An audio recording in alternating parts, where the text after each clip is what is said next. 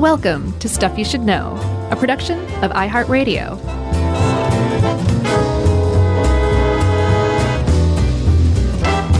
Hey, and welcome to the podcast. I'm Josh, and there's Chuck, and there's Jerry over there, and this is Stuff You Should Know, the podcast.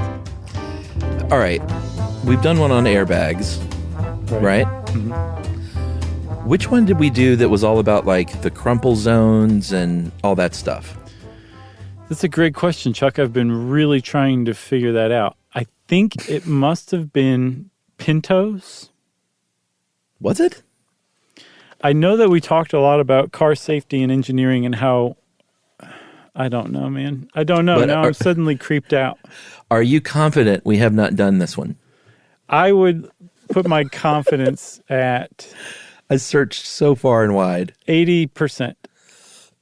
All right. Which, as we've agreed, that is well above the 50% threshold that we required to possibly re-record on. Like, none of this seemed particularly familiar. We've definitely talked about something like crumple zones, that kind of thing, because we talked about how cars, I used to think they were pieces of junk now, but they're actually designed to come apart like that because in doing so, they protect the people inside.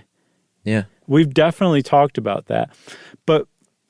And that really applies to what we're about to talk about, but the actual details of what we're about to talk about, I don't recognize them as familiar.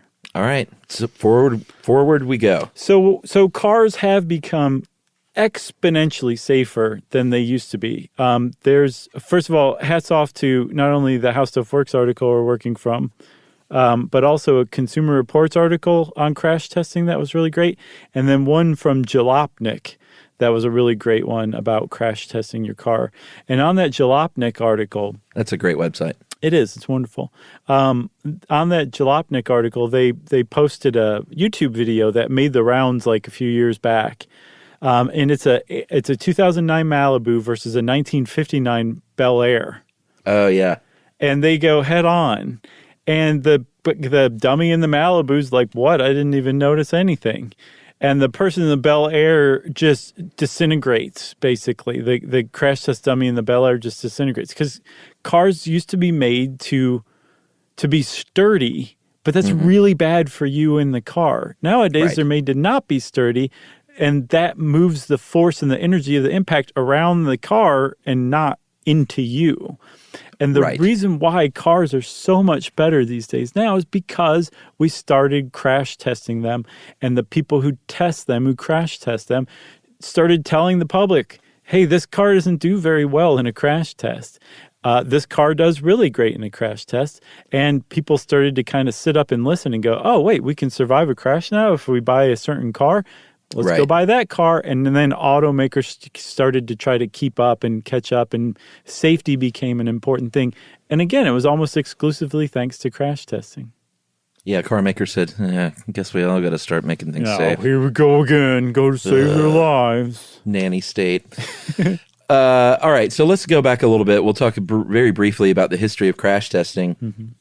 Because like you said, in the early days, it was basically, if a car performed well out there on the road, then great. That's kind of, we care about driving the car, not crashing the car. Why would anyone care about that? Right.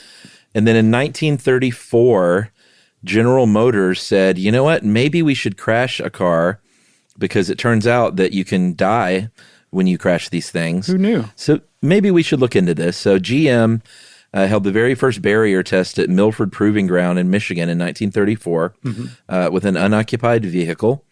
And they would do this in different ways. Sometimes they would, like cartoon style, actually in both cases cartoon style, just like release the emergency brake and give it a push down the hill. Or they would say, hey, driver, get in there. And as you approach that brick wall, jump out. And they said, okay, I guess that's fine. How much are you going to pay me for that? They're like, don't worry about that. $5 or $6. Aren't you a prisoner from a chain gang? Nothing. Right. So these early tests, again, though, weren't to protect people. They were just to try and make sure the car could hold up a little better. And so other car companies, as they started building cars, started doing this. They didn't have proving grounds necessarily. So sometimes they would even do this on public roads, which was nuts. And then in 1952, a man named Sam Alderson really changed the game when he founded Alderson Research Laboratories, which would later on become something you may have heard of called Humanetics. They won the very first contract to create anthropomorphic dummies for testing airplanes and spacecraft, like ejection seats, that kind of thing. And then eventually they said they were using like sandbags and stuff like that. And eventually they said, hey, wait a minute, you could do this in cars too. So he got together with Sierra Engineering, the Sierra Engineering Company, and created the very first crash test dummy, Sierra Sam. Oh, that's right. We talked about Sierra Sam in the Murphy's Law episode. Okay. With John Paul Stapp. Maybe it's just a bunch of stuff cobbled together. It makes me think we did this one. Possible. But Sierra Sam came along. They applied all these concepts to automotive testing. And Sam Alderson is sort of a legend now. He died at the age of 90 in 2005 and was posthumously inducted into the National Inventors Hall of Fame in 2013. Rightfully so. With a lot of inventions, but largely this crash test dummy patented in 1981 was the big one. Yeah. So was that the one that was called the Hybrid 3?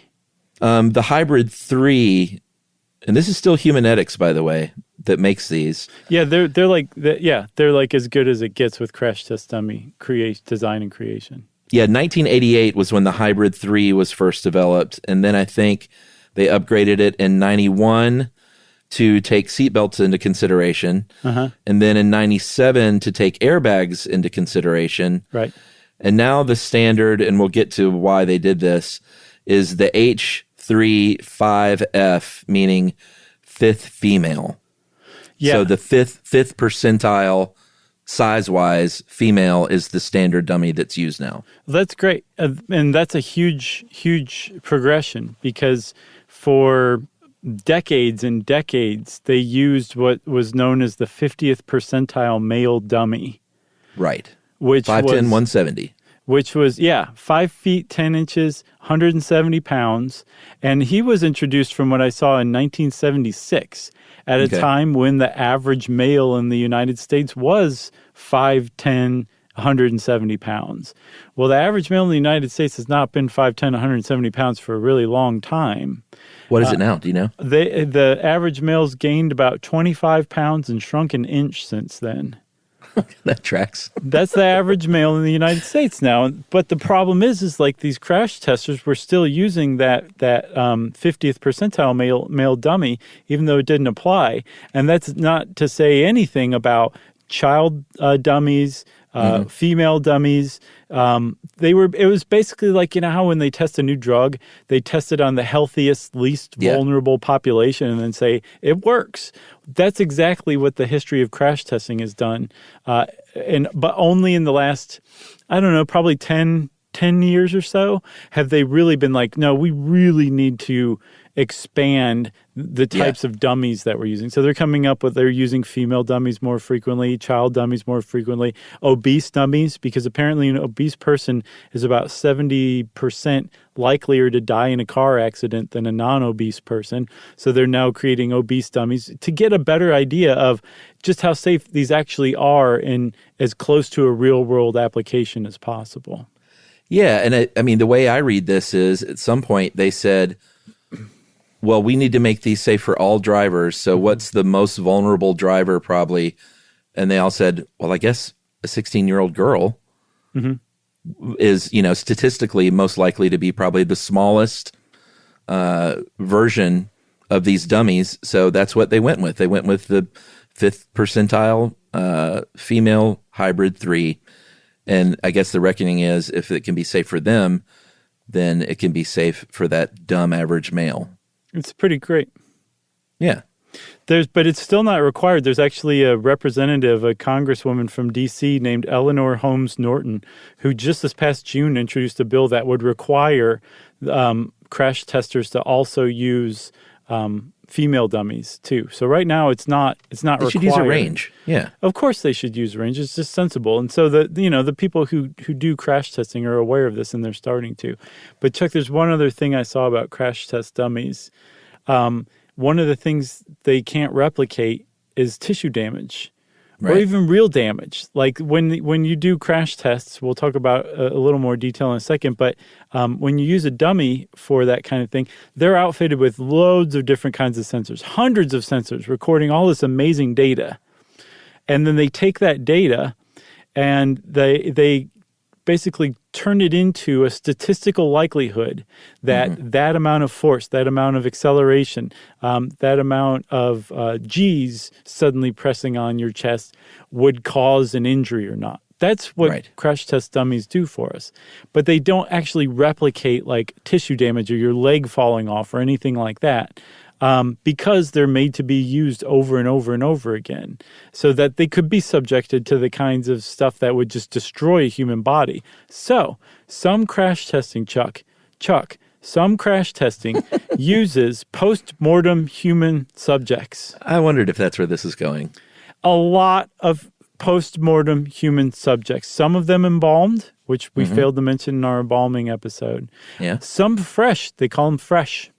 Because an embalmed one is just not going to replicate the kind of yuck that a fresh one will. And so that's a huge part of crash testing, from what I can tell, is using post-mortem human subjects as well. Wow.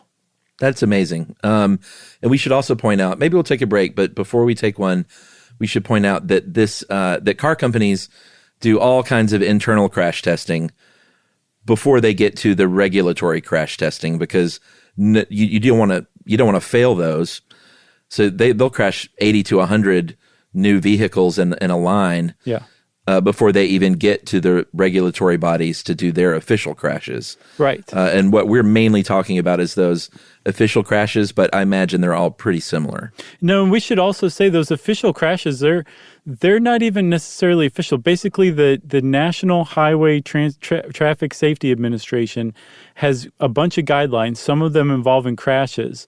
And then they basically say, these are the guidelines, you car makers better meet them. But they don't go and actually test the cars for that. The crashing that they're doing is beyond the minimum the law requires. So nobody's actually testing the automakers' cars to see that they meet the minimum requirements. It's just the threat of basically being sued into oblivion for not meeting those minimum standards is what keeps the car makers honest. And then one other thing I saw from that Jalopnik article is the minimum legal standards that a car can be put out on an American road are so low that they so vastly undermeet.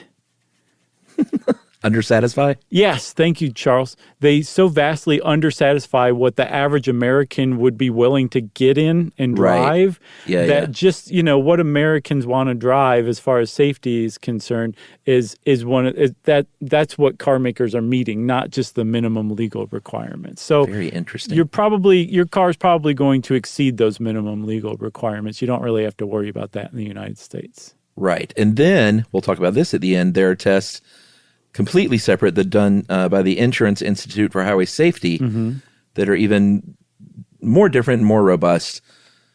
Great setup, my friend. Chuck, great setup to you, my friend. Can we just stop now, or do we have to come back? We probably already did this episode anyway, so we can just stop. All right. Well, we'll be back right after this. No. Anyway. Well, now, when you're on the road, driving in your truck, why not learn a thing or two from Josh and Chuck? It's stuff you should know. Stuff you should know. All right.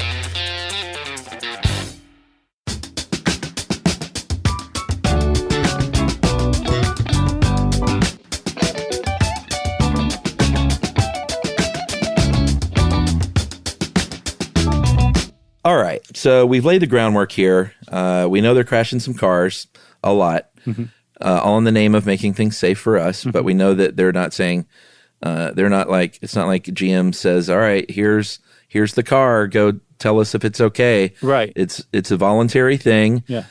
Sort of. Like good luck selling cars if you don't, but sure, it's voluntary.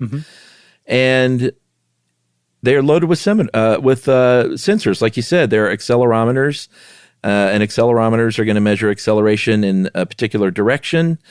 They use this obviously to determine if you might get injured. Acceleration is the rate at which speed changes. So if you're driving a car and let's say there were no airbags back in the day and no seat belts, and your head hits that windshield, the acceleration from your head flying forward to hitting not zero, because it's going to go through the windshield, but it's going to decrease really, really fast.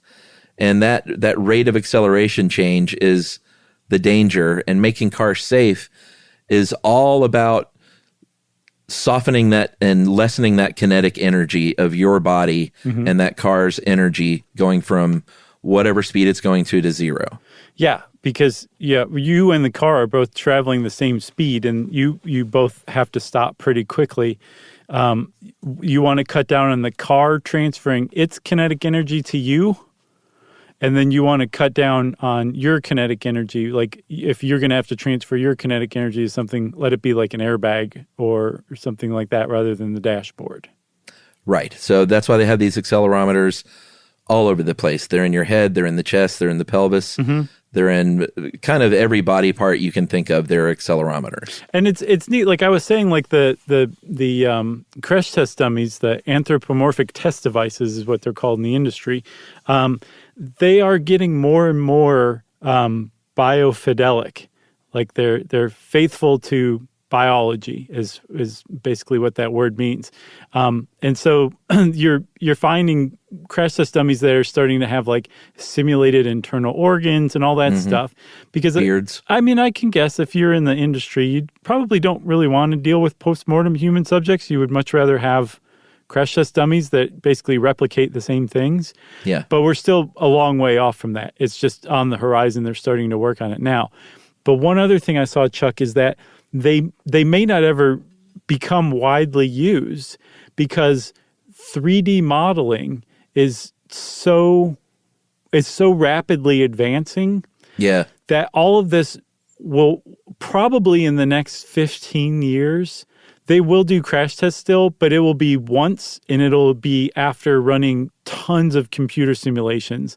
And then they will just do it once in like the real world to make sure that the computer's right. But it'll probably all become virtual pretty soon. Because we're getting really good at modeling humans. Yeah, we're getting good at modeling traffic accidents. So you put them together and you can kind of test cars based on the parameters that you just feed in. You just make measurements on the cars and feed it into the computer and press enter and sit back and, maybe have a Clark bar.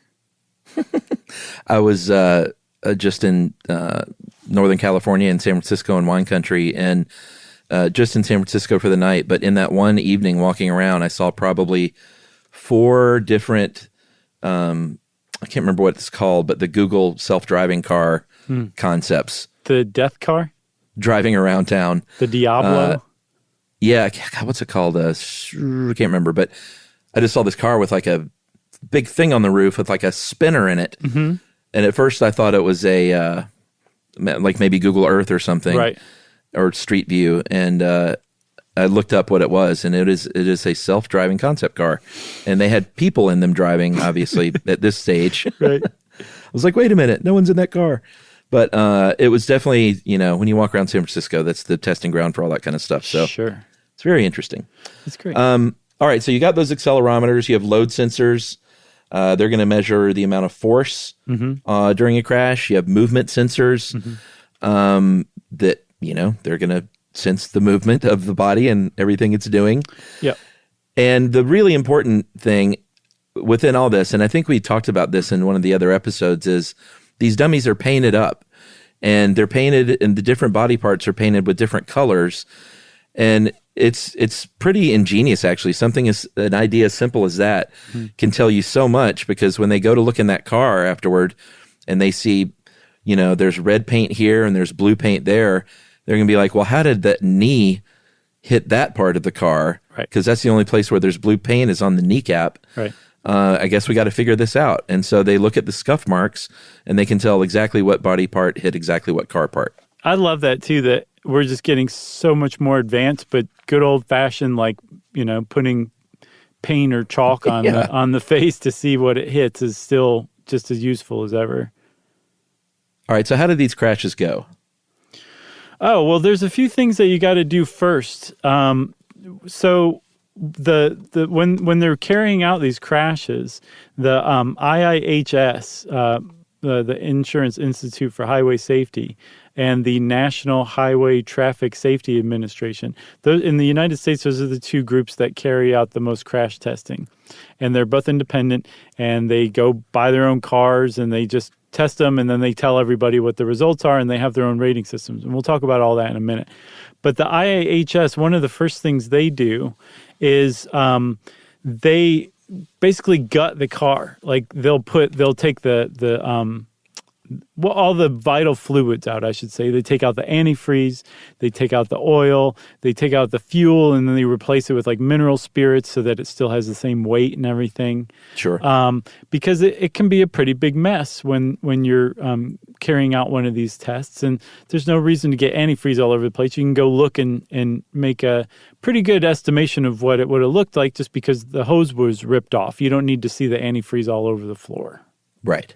So they'll actually prep the car to get it ready. They measure it, they weigh it, and they want it to be as close to like a real life situation as possible. So they'll put different dummies in the car. Sometimes they fill it out with, adult male, 50th percentile male, 5th percentile female in the passenger, another 5th female in the back. And then the car is ready to go. They put all sorts of cameras all over the car as well as sensors too.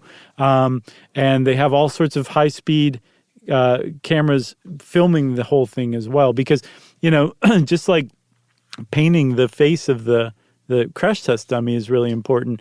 Using your eyes, like visually inspecting what happens, you as the human engineer seeing this with your own eyes, there's stuff that you're going to see that just wouldn't be translated from the data that the sensors are picking up on the dummies.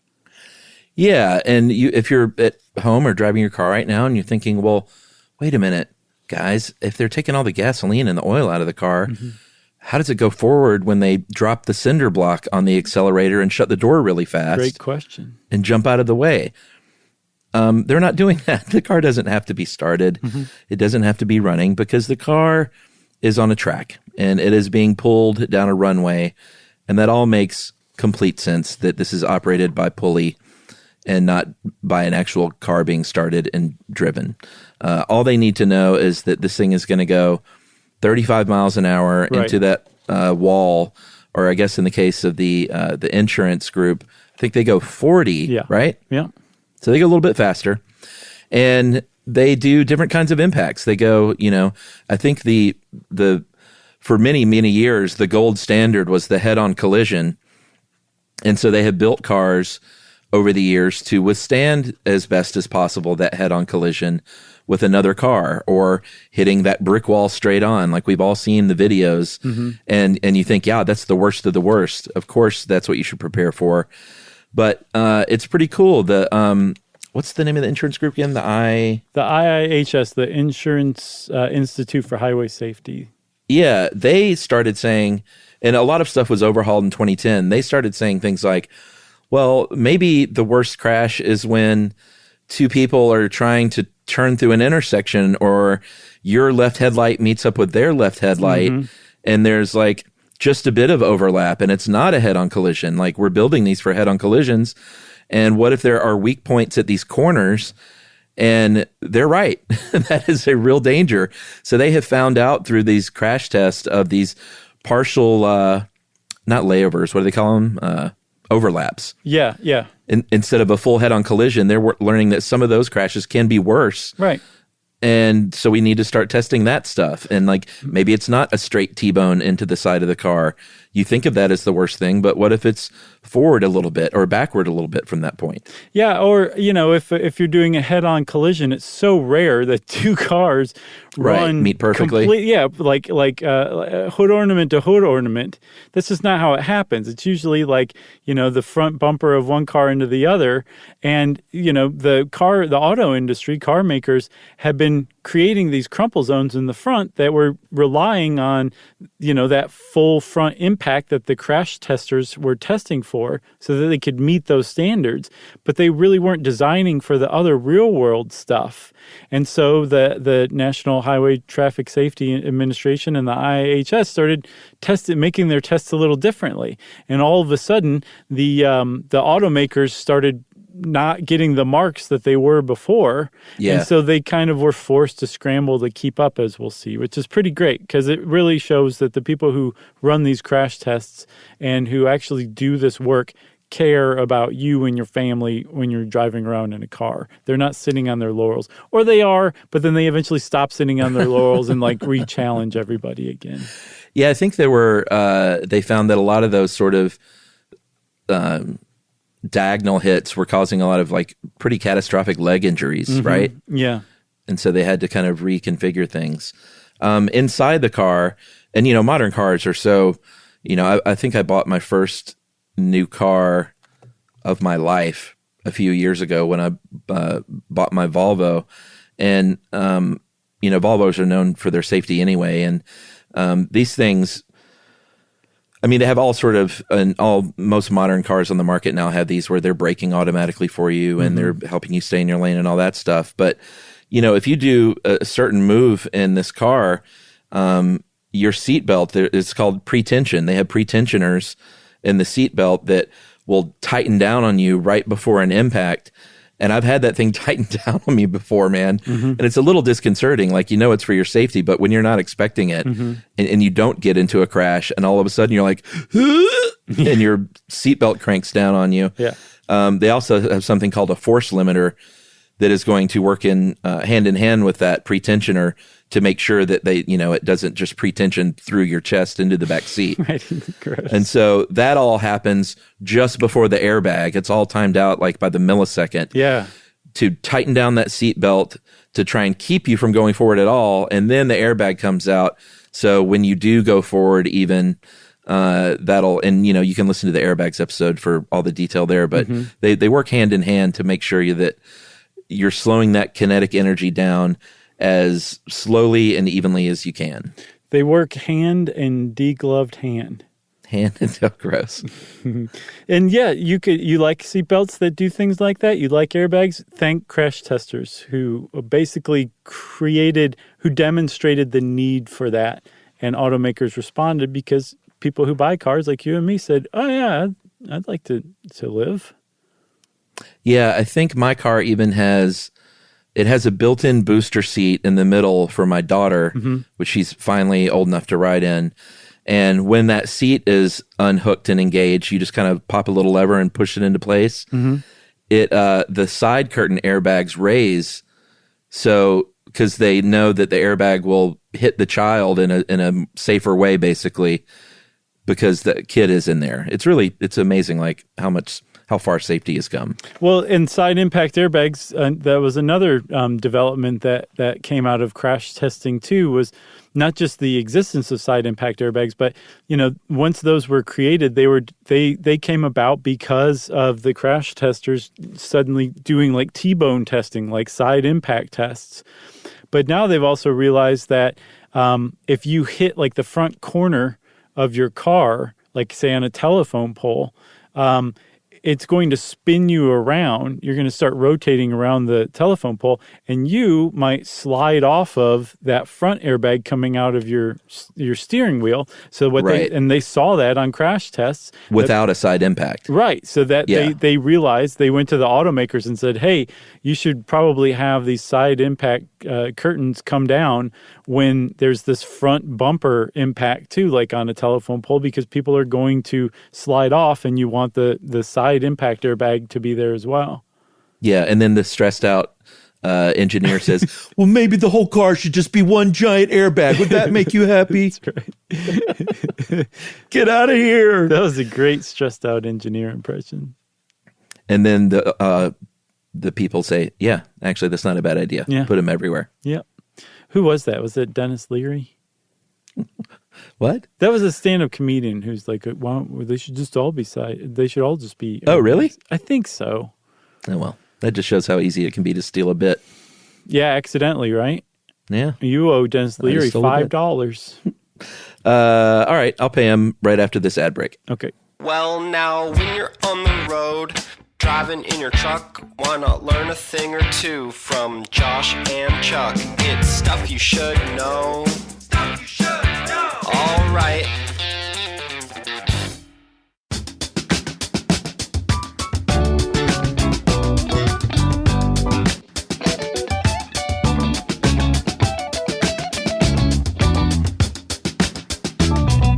Okay, so we never really said what happens in the crash test. There's a few different ones that are carried out depending on whether you're hanging around the National Highway Traffic Safety Administration's crash testing site or the Insurance Institute for Highway Safety's crash test site. But they're very similar. A lot of people look to the IIHS as maybe being the gold standard, and the Safety Administration as being more government bureaucracy, but they're both doing pretty good work. If you, both of them really rely on the front crash because those happen a lot. And when they do happen, they can have pretty serious consequences for the passengers of the car. So the Traffic Safety Administration, they do one, and theirs is a full impact where they drag the car at 35 miles an hour into a concrete barrier, and the whole hood, the whole front bumper is involved in the impact. The IHS, and this is one reason why they're kind of looked at as maybe being a little better, they do parts where the front bumper, only a percentage is used. And they do two different crash tests. They do one where 25% of the front bumper, so it'd be like left headlight to left headlight kind of crash, head-on collision. Yeah. And then they do another one that's 40%, that involves more of the bumper. And one of the They things, also do those pole tests. well, yeah, and I think the Traffic Safety Administration does those as well now, right? Oh, okay. So they got on board? Yeah, finally they said, okay, we really need to kind of consider this because people do run into a telephone pole once in a while, and like these groups are trying to recreate real world scenarios as much as possible to see how cars hold up, you know? Yeah, and again, to reiterate, the IIHS does an extra 5 miles per hour, 40 as opposed to 35. There is an injury classification system that's used from 1 to 6, 1 being minor cuts and bruises all the way up to fatal. And that is not the star rating. That's just totally dealing with the kind of injuries that somebody may, like the likelihood of what kind of injuries is what they're trying to measure at least. Yeah, there was a group called the the Association for Advancement of Automotive Medicine that came up with that scale, the abbreviated injury scale. And there is a lot that goes into it. And they were kind enough to basically create a handbook that they shared with these car testers and car makers so that they could take this data and translate it into injuries. So they could say like, oh, well, the crash test dummy had a load of, 5 million newtons on what would be the femur. And so the femur would have just snapped in 8 pieces. So that would be this number. And so that abbreviated injury report is taken into account and translated further into the rating systems, because the National Highway Traffic Safety Administration basically looks at how the car holds up in producing injuries, and then the IIHS looks at how the car holds up in crashes as far as injuries goes, and then also the other occupant safety stuff too, like the seatbelts, the airbags, all of that stuff. Right. And you mentioned in 2010 is when things, and it's kind of horrifying to think of, they were doing good work up until 2010. It's not like it was willy-nilly or anything. But when you look at all the changes they've made since 2010, you're kind of like, man, it took that long to start considering some of this stuff? Because it still seems a little behind the curve, even with the updates. Yeah, as far as body types and all that stuff, for sure. So they changed things in 2010. The new star ratings came out in 2011, and cars that were previously getting 4 and 5 star ratings in every category in 2010, all of a sudden were getting like 3 stars maybe, or maybe even 2 stars under the new system. And that's because they have these new injury parameters. They're adding these different tests now. They're using the different size dummies. They're now using that small adult female instead of the 5'10", 170 male who, if I ever weigh literally 100, because I'm about 5'10", if I ever weigh 170 on the nose, I don't know. That's super. I'm either going to try and gain 5 or or lose 5. I don't want to be 170 on the nose. Okay, you don't want to be median. I get that. I don't want to, and hey, I'm doing a great job so far. Right. Nowhere close to it. Right. You're just playing it safe. Yeah. But if I go on some massive weight loss campaign, I'm gonna stop at like 180 and be like, I like a little chunk around the middle. That's what I'm going for, is 180 as well, maybe. Yeah, that's a good weight. But you're like 6 feet though, right? I am 5 Close. foot 11 and a half. It just irks me to no end. And getting smaller. Yeah, just like the average male. Yep. You'll be 5'10" one day, my friend. You think so? No, probably not that short. Okay.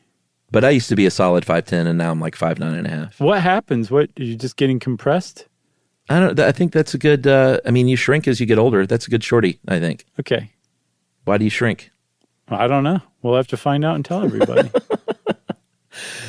Some of the other key parts of the post 2010 is the NHTSA started assigning a single overall safety score from front, side, and rollover, with front having the heaviest weight of that overall score.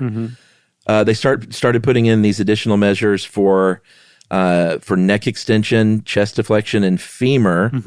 And I think they didn't have that before, which is kind of horrifying. Right. What else? I think they added the pole test. Yeah, running into poles, that's a big one too. One of the things that they did that really changed things is that rather than just getting an absolute score based on their criteria, they started pitting cars against one another too. Oh yeah, that's a huge one. That was an enormous change, because now they're like, okay, you want to be the best? Well, you got to be the best in the industry. You can't just be like, yes, we're all going to meet this. And that was one reason why those 2010 changes were made, and one reason why the IIHS keeps changing its tests. They're not like anytime they create a new test or they create a new standard, all of the automakers rush to meet that. And some of them may already meet it or come close. They won't have to do too much to meet those higher standards because they're already over-designing beyond what were the requirements before. But the rest of the industry, if you don't know by now, just from like our Pinto episode alone, the auto industry is really lazy sometimes when it comes to over-designing. They will sometimes meet minimum requirements even when they're exceeding minimum requirements. And this is a good example of that, because with the NHTSA, when they're doing crash tests, they're basically just doing it for fun. This is not law. Like, you can get a 1-star rating from the NHTSA and you're fine. Like, it just looks bad to your consumer. But the fact that it looks bad to your consumer means that the automaker will scramble to try to get that 5-star rating. But then they'll hack it. They'll figure it out. Like, all we have to do is focus on the whole front crumple zone. We don't have to worry about the driver's side or the passenger side of the bumper. We just have to worry about the whole front, because that's what the NHTSA does when they're doing tests. And if we can meet that standard, we'll get that 5 stars.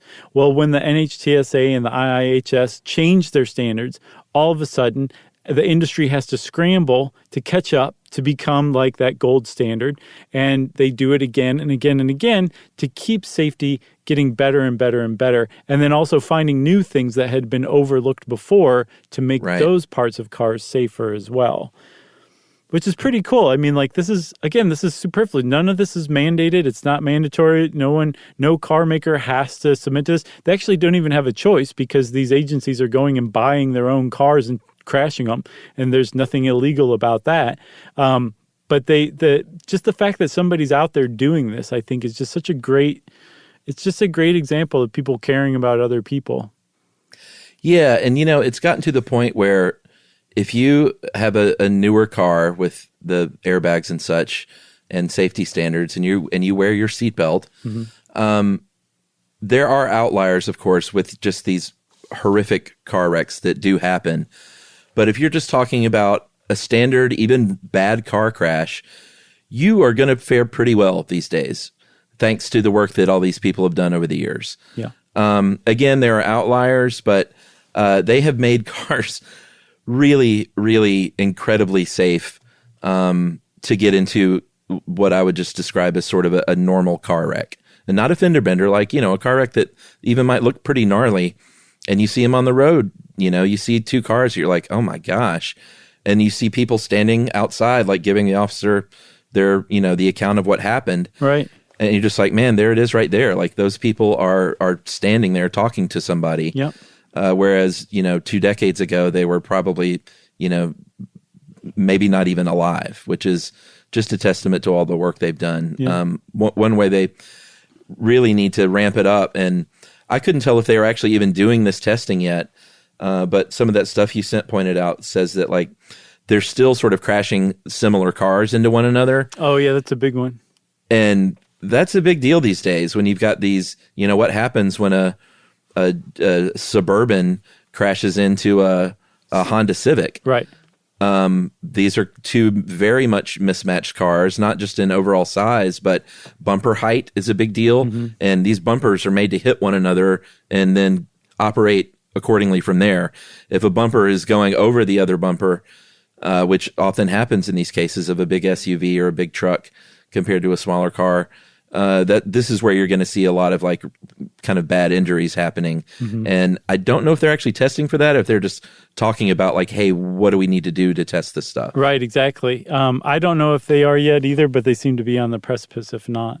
Another one, another criticism I've seen of both groups is that they're testing these at 35 miles an hour, 40 miles an hour. And everybody's like, well, I drive a heck of a lot faster than 40 miles an hour. What would my car do at 60, or 70 or 80, something like that.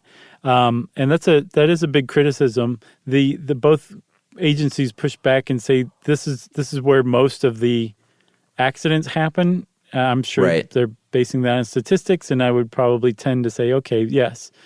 But what about maybe that's 51%, but what about the 49% that is, much faster than that? And I think if they did start crash testing at higher speeds, cars would be shown to be kind of pitiful in handling that, and maybe automakers would start to scramble to catch up to that too. Well, yeah, because they're kind of working on the assumption, which may be correct, that most of these wrecks are happening in like neighborhoods and not necessarily on the expressway. But what about the guy who's driving 60 through the neighborhood? Right. They're saying like this is assuming people are driving the speed limit, which is not the case. And I have a street very near my house that is, it's not a highway, but people drive like it's a highway because it's really long and straight and sort of runs between all these residential neighborhood streets. Mm-hmm. And, people go 60, 70 miles an hour. It's just ridiculous. I know, dude. I've gotten to this like point where I've turned into an old middle-aged man where I will scream too fast in your neighborhood? Slow down. I do too. At somebody driving too fast. It's oh man, it is very like I can't help it. I can't not do it. Yeah, and I live near an intersection, and there's a curve in my street before the intersection. So people will come around the curve, and if they see the light is green, they will just hammer it to try and make that light. And like all of a sudden, they're going like literally like 50 miles an hour in front of my house. And I just, oh man, it makes me so mad. Yeah, I'm with you. Get so angry about that stuff. Just great. No point because it's you know the deal. Sure, I know. People driving that fast to save what ends up being 30 seconds at a stoplight. It's just when you outweigh risks and what you're gaining, like even if you think you're in a hurry, you're really not in the end getting there that much quicker. Like a minute or two isn't that big of a difference. Mm-hmm. And it's unnerving that people take that kind of risk just to make a light. Nice. Don't do it, people. That's my soapbox moment. Yeah, I think you just stay up there on that soapbox, buddy. That is a big one. Can I come down to pee? No. You've made your bed, now you have to stand in it. Pee in it. You got anything else? I got nothing else. I got one more thing. One of the reasons why I also love the IIHS is the highest possible rating you could get from them is just good. Yeah. I know. Poor, marginal, acceptable, and then good. How do we do? Good. Nothing better? No exclamation points? No confetti? No. Good. Good. Well, since Chuck and I both said good, that means, of course, everybody, it's time for listener mail. This is from our Trepanation episode, which just dropped today in real time. Oh, nice. Hey guys, I was listening to the episode on tree panning, and I feel like I am such a dolt. I literally had never thought of craniotomies as the modern version of tree panning. Trepanning? What did we end up with? Tree panning? I don't know. Tree panning doesn't sound familiar. Trepanning. Mm-hmm. Even though I knew about the ancient practice. This is really funny because I had a craniotomy. Wow. I have a Chiari malformation syndrome. I have Chiari. I think it's Chiari. And I bet you it's not Chiari. You got to say it like an Italian person. Chiari malformation syndrome, and part of decompression surgery was a craniotomy. Wow. This totally computes with the idea of ancient people using trepanning to relieve chronic headaches, since one of Chiari's main symptoms is terrible, terrible constant headaches. Oh, man. Something else you said in the episode helped me make sense of something my neurosurgeon said too. When discussing the diagnosis and what the decompression surgery would achieve, he briefly said that some people think the surgery actually can help cure depression, even though there's no evidence. I'd never heard of that and certainly wasn't looking for that case myself. Just wanted to stop falling over. But you mentioned in the episode that there were a lot of internet rumors that trepanning can help with depression, so now I know why he said that. Anyway, this was a fun episode to listen to and kind of see myself in, so thanks for that. Keep up the good stuff. That is from Amanda. Awesome, Amanda. I'm really glad we could kind of connect the pieces for you. Yeah, and I hope you're doing well. Yeah, me too. I hope you're not falling over any longer and you don't have headaches. Agreed. If you want to get in touch with us like Amanda did, then you can send us an email to stuffpodcast@iHeartRadio.com. Stuff You Should Know is a production of iHeartRadio. For more podcasts from iHeartRadio, visit the iHeartRadio app, Apple Podcasts, or wherever you listen to your favorite shows.